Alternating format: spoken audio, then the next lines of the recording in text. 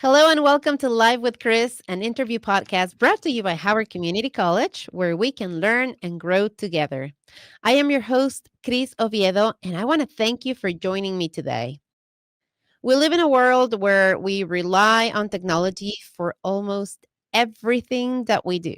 I mean, we rely on technology for communications, for entertainment, transportation also relies on technology, shopping, medicine, education, and so much more.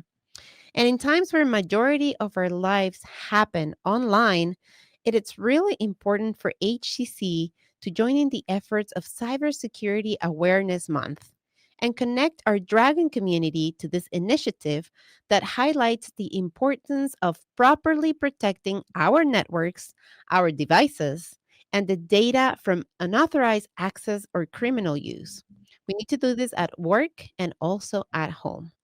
And to talk about cybersecurity, I am joined today by Song Lee, who's the HCC's Associate Vice President of Technology Innovation, and Charles Baines, who is a cybersecurity technician here at Howard Community College. Thank you, Song, and thank you, Chuck, for joining me today. Really appreciate it.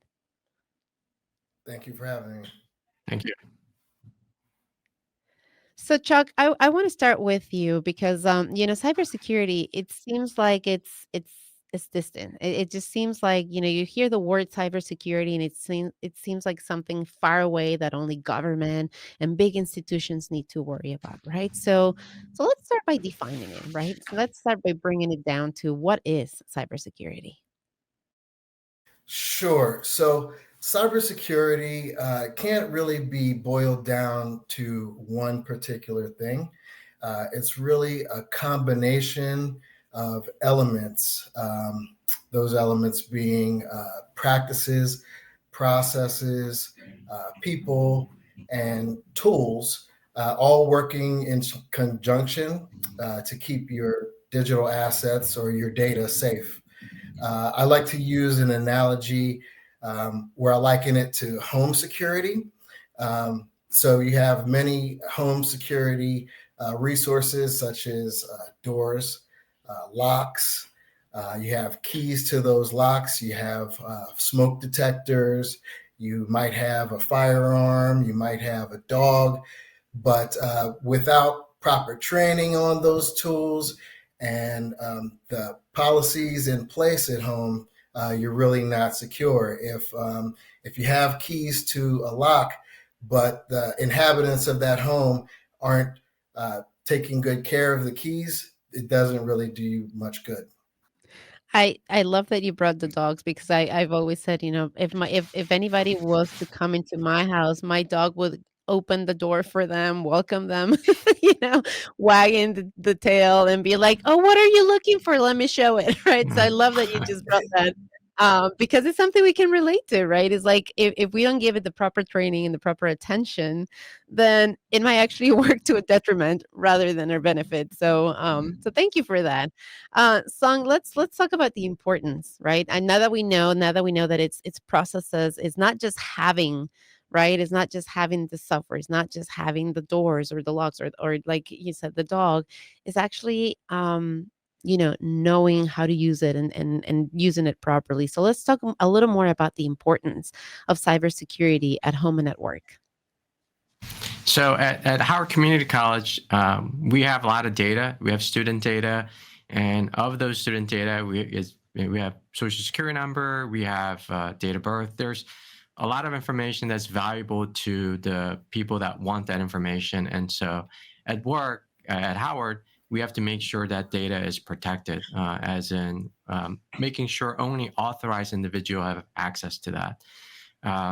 If I can give an example, like how much of an impact cybersecurity is, the most recent attack that occurred in MGM Resort. So in Las Vegas, MGM Resort had a ransomware, and it was valued at $100,000. I mean, not 100,000, $100 million, and 10 million was just so that it just cleans up. It's a one-time fee. And how did that impact MGM? They lost data on top of operational, like you couldn't use the slot machines.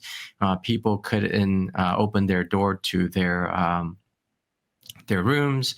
And so it's very, very important that cybersecurity basically companies practice, like Chuck talked about, cybersecurity to ensure that there's protection and ensure that we have good protection. And so in business is very important.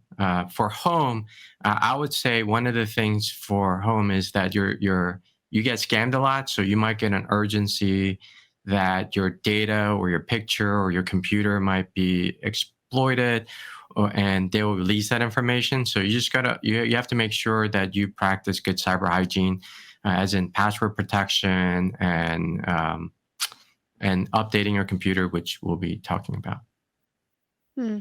And you mentioned the importance and for protection and how it can really interrupt your life, right? And I think it's easy to think about, in the professional world, like MGN, that example that you just gave us, how it can really affect and how you can lose millions of dollars, right? Thousands and millions of dollars if you are not protected, if you're secure, if all of your systems are not protected, and if you have an attack like the one that you just said.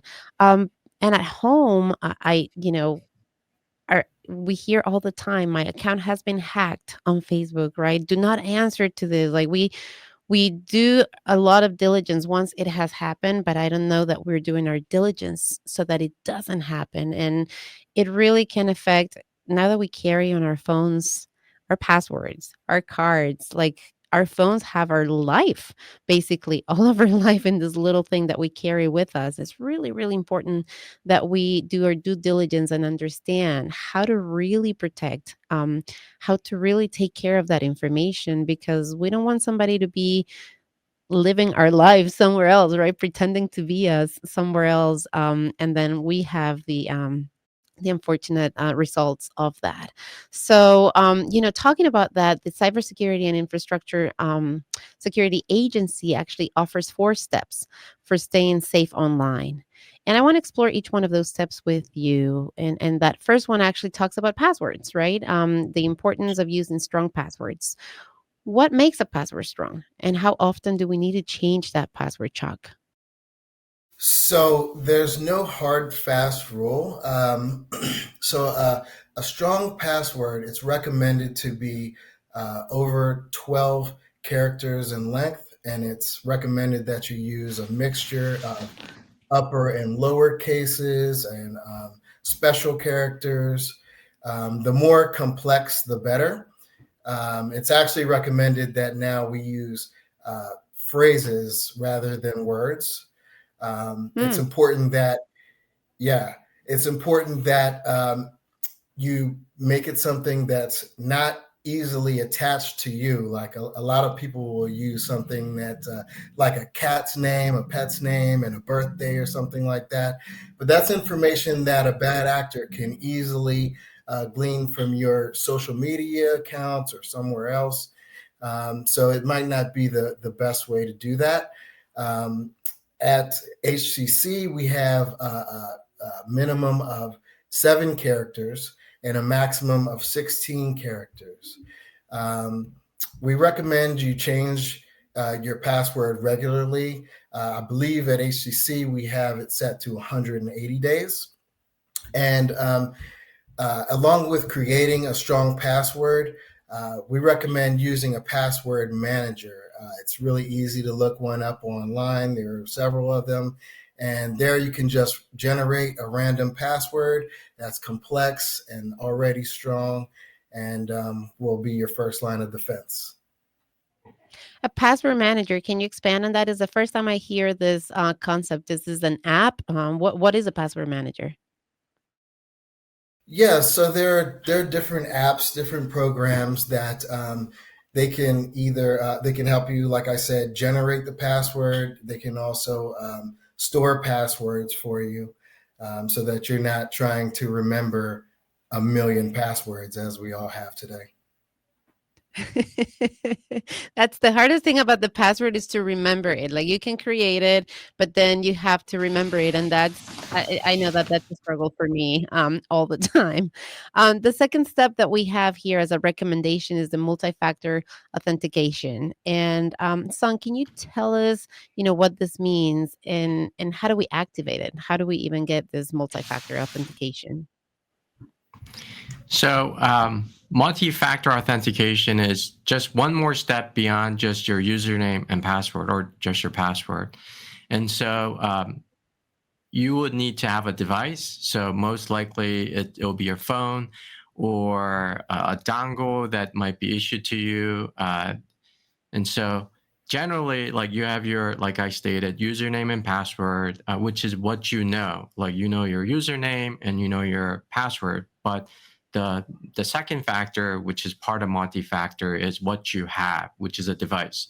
And then lastly, the third factor is what belongs to you, like your physical fingerprint or biometrics, like your iris. So normally, most companies do two-factor, which is password, and what you have, which is a device. So when when an account is compromised, so if you get like a phishing email through whatever email or your social media, and you click on it, and somehow you're scammed to put in your username and password because it looks legitimate, and now your account has been compromised because your username and your password is stolen. With multi-factor, even if it is stolen, the bad actor still needs another device or another form of factor to authenticate, which is the device what you have. So most companies have ability to enable multi-factor, like Apple by default makes it so that you have to enable multi-factor. Social media like Facebook and other sites like banking, Amazon, all those account based have multi-factor. You just have to enable it. I think if you go to like settings for your account, there should be an option to enable multi-factor, and that just gives you an extra protection for your account, because if you lose that account for your bank, there's the bad actor could transfer, withdraw, change your address. There's many things attached to that digital identity. So you want to make sure you protect your account using multi-form factor. So that's really important for everyone to know and understand that this is not a separate app or something that you have to go and get. From what Song just said, he just said this is a choice. Basically, this is something that you can just enable in your different accounts. So if you're not using multi-factor, and I'm going to be very honest, I don't know that I have it in very many of my accounts. I know some of them by default request like 4 or 5 different questions before you can access your account, and I always found that very annoying. Now I'm understanding and now I'm learning, the importance of this. So it might seem like it takes a little longer and it's kind of annoying, that you have to have this additional step and that you have to have your phone with you, or that you have to, get that text or that code or whatever it is that it may require you to do. But if we really think of the big picture, right? We're really trying to protect ourselves and information, our family, because as annoying as it may be to take those additional 30 seconds to input or approve that login, it would be a lot more annoying, a lot more time consuming, energy consuming, to have to go and try to prove that it wasn't you who did, who bought the car, or that it's not your mortgage, or that wasn't you who was doing all of that shopping, or whatever the case may be, right? And that can really have long-term consequences, negative long-term consequences on your credit, on your history, and in many other forms. Third step is to recognize and report phishing. Let's start by defining phishing, Chuck. What does phishing mean? Sure. So, first of all, phishing is probably our most prevalent threat to our data that we face at HCC. So, phishing is a form of social engineering, which is just a way to manipulate you into divulging information that may be sensitive, that you usually wouldn't. So when we talk about phishing, we're usually talking about email phishing, email fraud. So usually about 96% of phishing occurs through email. And this can come in the form of rebate offers, a multitude of things, deliveries, account requests, all in an attempt to get you to usually divulge account information, passwords, things of that nature, and with the intention of something malicious, like they want to sell your information on the black market, which is something we're seeing a lot now, or they want to gain access into other systems so that they can do other malicious acts. So I'm sure that the message doesn't say, "Hey, give us your information because we want to sell it," right? Like I'm sure it doesn't say that when you get those phishing emails. So how do we recognize, right? How, when we get an email or a text, how do we recognize? How do we know what alerts us that this could be actually phishing and we do not want to interact with it? Right. So phishing emails, they vary widely. Some are more sophisticated than others. They're getting better and better as time goes on, of course. Um, but there are some telltale signs. Very often, you'll see bad grammar, bad spelling, um, no personalization, like they won't use your name in the greeting. Um, and then above all, I would say unsolicited emails.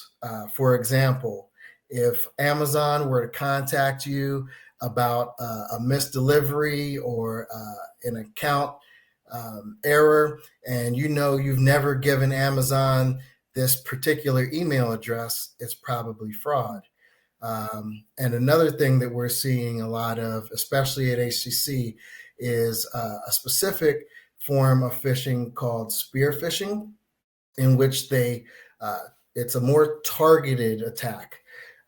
So they'll base their attack on a specific individual, like say someone in payroll, and they will specifically use information to get that person to divulge information to them.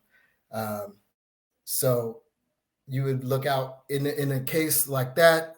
You always want to reach out to the person that the email is supposedly from, and just verify with the sender that they are who they say they are. Hmm. So that was going to be my next question because I've seen it. I've received some from institutions that I do have accounts with, right? So like Amazon. Amazon is like, "Hey, you have issues. We have issues with your account. We need you to come back and kind of like check your account information. Just click on this link so that you can verify that we have the correct information right now." Or I've seen it come from a friend, right? Like the sender name is somebody I know, somebody on my network, and it says, "Hey, I need help. Can you help me? Can you wire me some money? This is all the information, or can you buy some gift cards for me, or things like that." So when we find these emails that are just unsolicited, like you were saying, or where we get this kind of messages, and it just doesn't feel right. It just feels a little weird. What do we do? We have what's called the fish notify button. It's a little red fish button at the top of the email window. And we want you to hit that. And what that'll do is send that to us in information security. We'll be able to review it and tell you whether or not this was a real phishing attempt or a real email. So for people who are not with HEC, how do they report, right? What do they do? Where do they find that redfish? I believe that some email windows may have that. Some, correct me if I'm wrong. Um, is that something that's available outside of HCC? Some. Yes, like most email client would have ability to report a phish, or if it doesn't, the best approach to is just to delete and not respond. So if you have doubts and you get an email that feels suspicious and like for instance with HEC, I receive HEC emails from HEC in my personal account. And I'm like, That's kind of weird, right? And so then I would come to HCN and let them know, hey, I'm receiving these emails, right? So that they can do something about it. Or maybe my bank or Netflix, right? One of the companies that I do have a relationship with will just send me an email out of the blue. Your bill is about to expire and we need you to renew, or you need to correct your information. Instead of clicking on that link, go into your account or call them and do it that way. I just think that it's a safer way of protecting yourself. And if in fact it was a real email, then you can at least have that peace of mind that you did the right thing to protect yourself, and that you still took care of what they needed you to do. So whether you do it by clicking on the link or by calling them or going into your account differently, that's not going to make a difference. What they want, if they really are looking for you, they want you to take action and they want you to do exactly what you're going to do. So Sang, the last step, it's to update software, and right, that's the last step on protecting ourselves is to update our software. And I have to say, I wonder, like, why is this important? Why is updating the software important? Cybersecurity, why does that matter? So software has vulnerabilities. These are weaknesses in the software operating system and applications. And the update will basically patch that system, which means that vulnerability is no longer present. So you want to make sure that beyond, if you're running Windows or Mac OS, usually Apple and Microsoft will provide those free patches.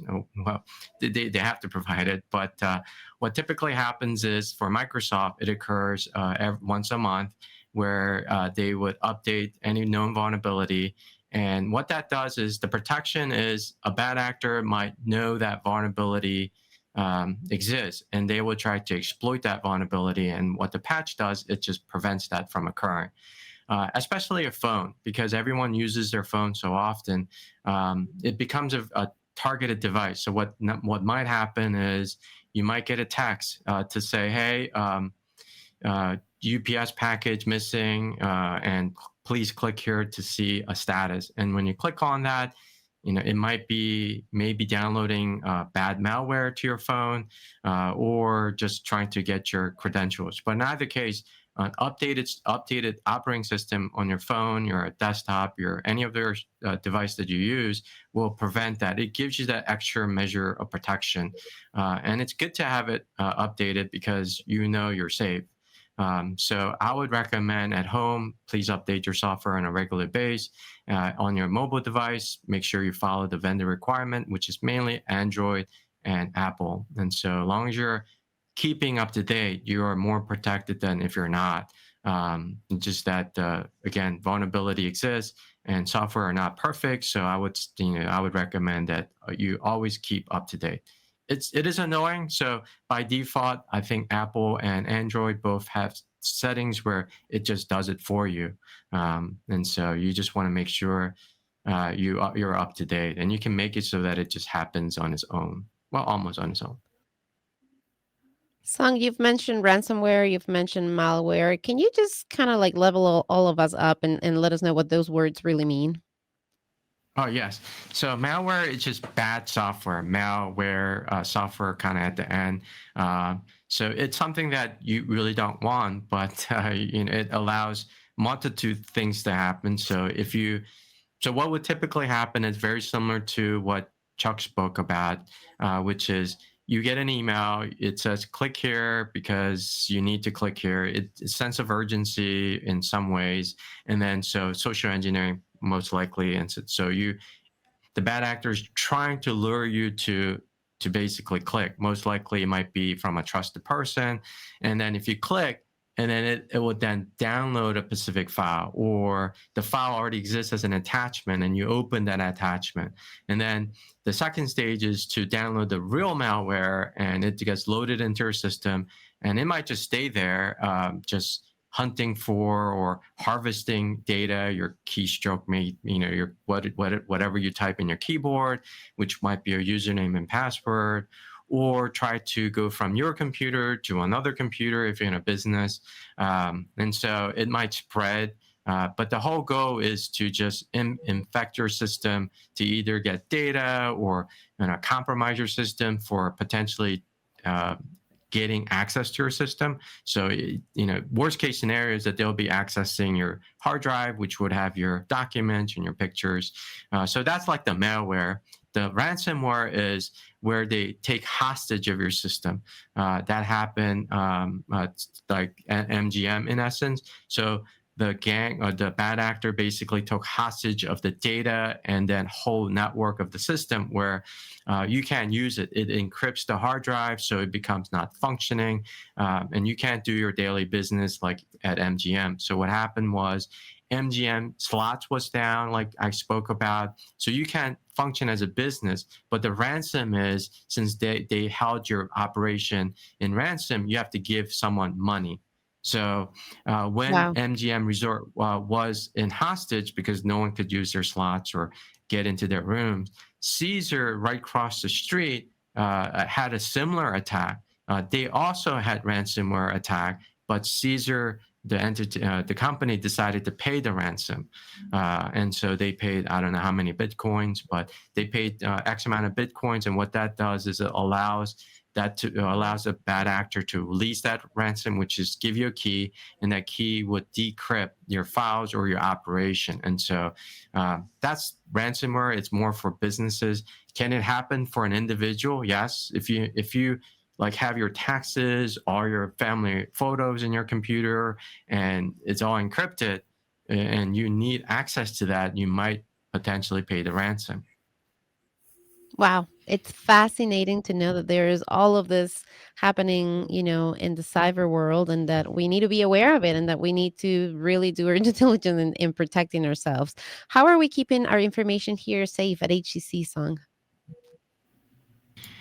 We have several mechanisms. So we have, number one, we like Chuck spoke about, we have these hygiene practices, cyber hygiene practices, changing password, making password more complex. We have multi-factor authentication. And then on top of that, we have a system where when we see suspicious activities, so these are activities that, so for example, for my account, so if I'm in Columbia, Maryland, and then 10 minutes later, my account says I'm at Europe, I'm at Portugal. That's not possible within 10 minutes. And so we will get an alert if that has occurred. And then what we will do is we will do our best to determine, is it real or is it not real? And the reason why we can say is it real or not is because people can use VPN. So if you use VPN services, VPN stands for virtual private network, you can act like you're in another area. So these are IP addresses, which is basically the device name or your not location, but it has your location, and then it like points to you're in another country. And so what we typically do is we monitor accounts, we monitor sessions of where people are like logging into, and then if we get an alert, so these are all sort of done through our system, and it'll alert us to say this is high, this account was accessed by 5 different IP addresses from 5 different countries. So in those scenarios, we would know the account has been compromised, so we would take proactive measures to either change the person's password or we will disable the account if it is fake. It's amazing. We've covered just about 30 minutes here in our conversation, and I feel like we barely scraped the surface. So if people want to know more, if people maybe are interested in having a career in this, Chuck, where can people connect with HCC and find out more about, cybersecurity, careers in cybersecurity, and just kind of like have a conversation with you guys? Well, they can always email us at cybersecurity@howardcc.edu. That'll come straight to our information security team. We're going to be doing information sessions monthly about phishing and other cybersecurity efforts. Right now, we're in Cybersecurity Month, and we're covering all the topics we talked about today. But it's an ongoing thing, so you can always come to us, and we're glad to have a conversation with you. That's right. This is 1 month that we're really paying close attention to it and bringing awareness. But this is daily work. This is something that we need to be working on a daily basis to protect our information, our family, and our systems. Chuck and Sung, thank you so much for taking some time to speak with me today. I really appreciate it. Thank you. Thank you. And yeah, and thank you everybody for listening, for watching. Go to howardcc.edu, and just type cybersecurity to see what opportunities we have here at HEC. We have apprenticeships in IT. We have full courses here that we offer. So if this is something that you're interested in finding out more, howardcc.edu is the place where you want to go to find more information. Don't forget to like our pages, to connect with us, to share this information with others, because this is something that we all need to be plugged into, and this is something that we need to take very seriously. So thank you again for listening, for watching, for sharing. I will be back in 2 weeks, and we will be talking about honors here at HEC. So thanks for listening, for watching. Until next time, I am Cris Oviedo.